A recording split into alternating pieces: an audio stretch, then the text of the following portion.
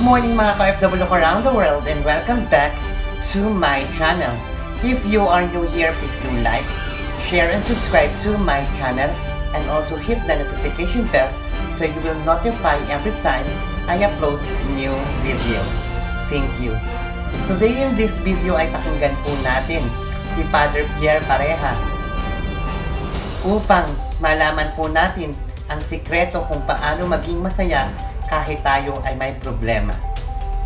So without further ado, let's watch the video.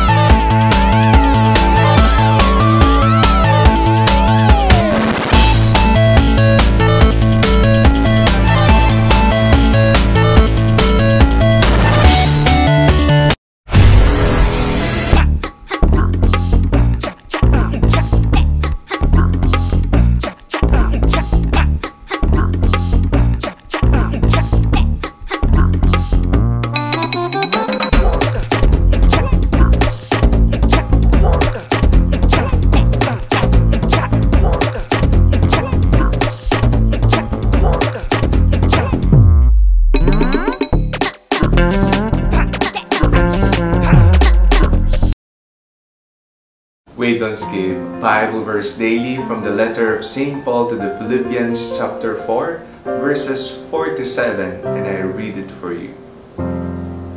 Rejoice in the Lord always. Again I will say, rejoice. Let your gentleness be known to everyone. The Lord is near. Do not worry about anything, but in everything by prayer and supplication, with thanksgiving, let your requests be made known to God.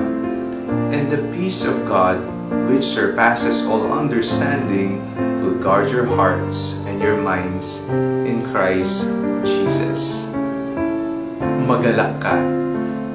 Father, papaano po ako magiging maligaya? Papaano ako matutuwa kung ako po ay may pinagdadaanang mabigat sa ngayon?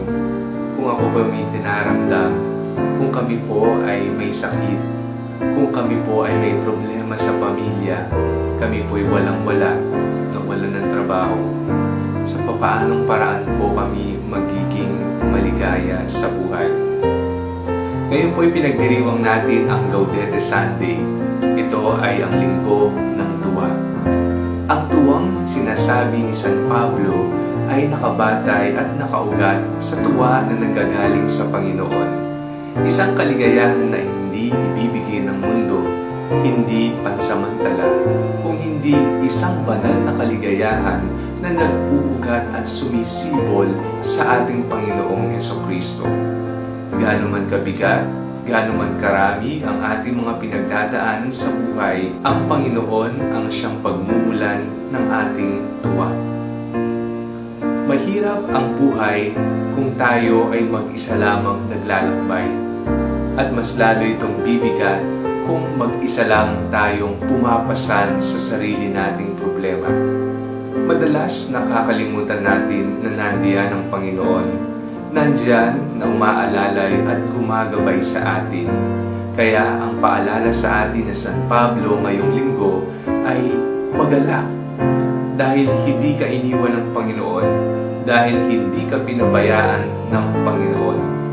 Nalalapit ang pagdating ng Panginoon at sa Kanyang pagdating, papawinin niya ang ating mga luha, ang ating mga lungkot, lahat ng pighati na ating nararamdaman.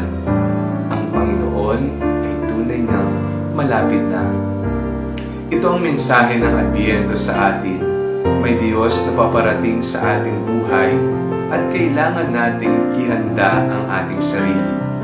Sa ating paghihintay, tayo ay maghihintay ng may kagalakan sa puso.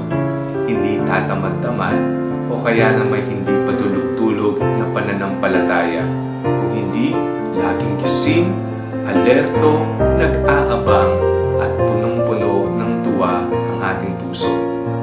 Bakit kulay rosas ang suot ng pari? Bakit kulay rosas ang nakikitang dekorasyon sa altar ng simbahan? Ito'y sumisimbolo ng tuwa na malapit na ang pagdating ng ating Panginoon. ang panawagan sa atin ay ihanda ang ating sarili. Oo, marami tayong pinagdaraan ng problema. Oo, nasa gitna pa rin tayo ng pandemya. Ngunit ang Diyos ng awa ang magbibigay sa atin ng duwa. Hindi ito ibibigay ng sarili lang nating lakas, kung hindi ito'y sisibol, ito'y magmumula sa Panginoon. Maging konsolasyon nawa natin sa linggong ito at sa ating pang-araw-araw na buhay na hindi tayo iniwan ng Diyos. Isa siyang Emmanuel na laging nasa atin. Mag-abang, magmatyag, magtiyaga, haba ng pasensya. May mga problemang dumarating, ngunit may Diyos na hindi nangiiwan at hindi pabaya sa atin. At ito nawa ang mag-udyok sa atin upang maging maligaya sa pagpasan ng ating mga krus sa buhay. Karagdagan pa rito, habang tayo ay naghahanda sa pagdating ng Diyos, huwag nating kalimutan ang tanong na itinanong kay Juan Bautista, ano po ang aming gagawin? At ang tugon niya, kung ikaw ay may balabal pa, ibahagi mo ito sa iba. Kung ikaw ay may pagkain pa, ibahagi mo ito sa mga nagugutom. Tayo ay nag-aabang at tayo rin ay kumikilos. Hindi tayo manhid sa nararamdaman ng iba. Hindi tayo bingi sa hinaing ng mga dukha. Hindi tayo bulag sa ating nakikita sa ating kapaligiran. Naghihintay, naghahanda, at kumikilos tayo dahil alam nating malapit na ang pagdating ng Diyos sa ating piling. Happy Gaudete Sunday po sa ating lahat. God bless you.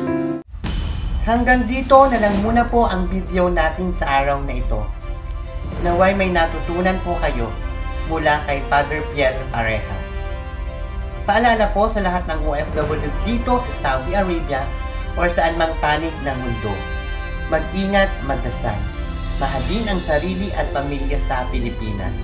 Muli, ako po si Sumi Kabungkal na laging nagpapaalala, be a responsible OFW. Walang susuko sa anumang pagsubok at hamon sa buhay. Maraming salamat po at mabuhay po.